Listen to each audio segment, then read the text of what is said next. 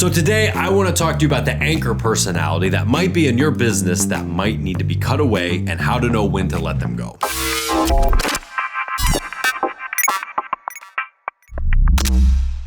Hi everybody, welcome back to the Matterhorn Business Development YouTube channel. I am Neil Winterregg and I am here today to talk to you about knowing when to fire an employee or a person who works for you. Now, before I get started, be sure you check out MetaPulse, which is our channel sponsor, down below, and find out how you can get working with them on organizing your staff and making sure everybody knows what their jobs and duties are. It's an online platform that helps you with staff management. It's what we use, it's what we recommend to our clients, and they are today's sponsor of the Matterhorn Development YouTube channel, so be sure you check them out. Okay, firing people is never really easy topic for most people. If somebody enjoys firing somebody, then they probably just fire too many people, and I probably wouldn't work for them either. But if you are a typical small business owner, hiring, firing, these are things you don't want to deal with. You don't like the hiring process because you have to talk to a bunch of people, you have to set up interviews, you're not working on your business, and sometimes we just sort of hire a warm body, and that usually doesn't work out very good. But then we also don't like firing them because then I have to go through the hiring process again. So even though they're not great, we tend to hold on to people that we shouldn't for much too long, and that's just because we don't want to have to hire another person. So first off, I would say learn how to hire correctly, which is something that we can do for you to make sure that you aren't wasting time in the hiring process and you can actually find the qualified type of people that you want. But how do we know if the person that's working for us is somebody that should be fired or not? Well, firstly, there's probably 1,000 different scenarios that I could talk about, but I want to go over a scenario that I run into quite often that is going to maybe help you when it comes to knowing who to fire, who not to fire. And the only way I can really describe this type of a person is the person who doesn't want to change anything. Now, I've been working with businesses and business owners for about 21 to 22 years, and I have helped many different types of businesses. And when I first contact a business owner, or I meet them, or I meet their employees, I usually give everybody the benefit of the doubt. The owner usually has bad things to say about certain employees, and the employees don't always like the way things are being done in the business, whether that's me talking to them or getting some anonymous staff surveys where they can give their feedback. Everybody has complaints. So it's very hard to just say, well, that person doesn't like you or this person doesn't like that, just get rid of them. So what I look for is when we try to implement changes and there's people or a person usually who is resistive to change, resistive to doing things differently. You tell them to specifically do something a different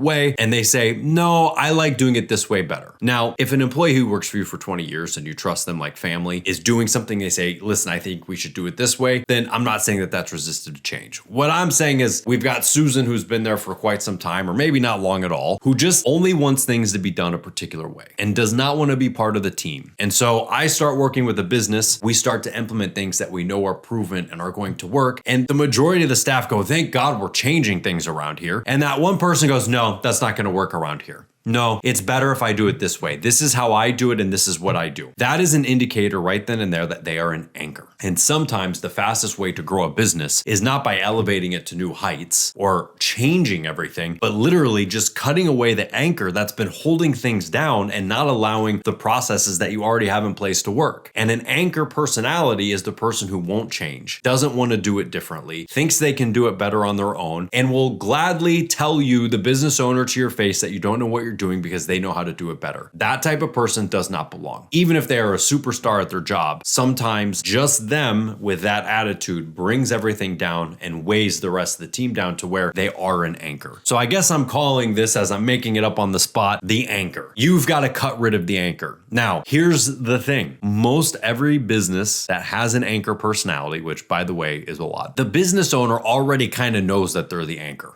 And that's actually the biggest thing. They already kind of know that. And they usually come to me and tell me, yeah, our customers really like her, but she doesn't get along with the staff. Well, guess what? She doesn't get along with the customers either. You don't know what you're talking about. So the anchor is usually the person you already know. And some businesses I talk to go, well, what you say, Neil, sounds really good, but I don't think I could get the employees to want to do it that way. Oh, really? Who do you think of the employees who wouldn't want to do it that way? And then they talk about this person. And that is usually the number one sign that I go off of when I first start start working with a client of kind of like, where do I look for problems? I look for that anchor type of a personality. So you already have an anchor working in your business. And I'm going to guess if you clicked on this video to watch, it's because your attention is on an employee or two that you don't know what to do with. If they are an anchor, I suggest letting them go and letting them go somewhere else. The other thing an anchor will do is resist the change. You keep asking and demanding that things change, and then they come up with a million excuses of why, but they leave. And just let them leave. Don't chase them. Never chase the anchor. Let it sink to the bottom. Don't try and fight it. So I hope that this helps. And if you think that you might have an anchor personality in your office that you might need some help with or in your business, contact us down below. Check out metapulse.com and we will be able to get you help and cut that anchor away. I'll see you next time.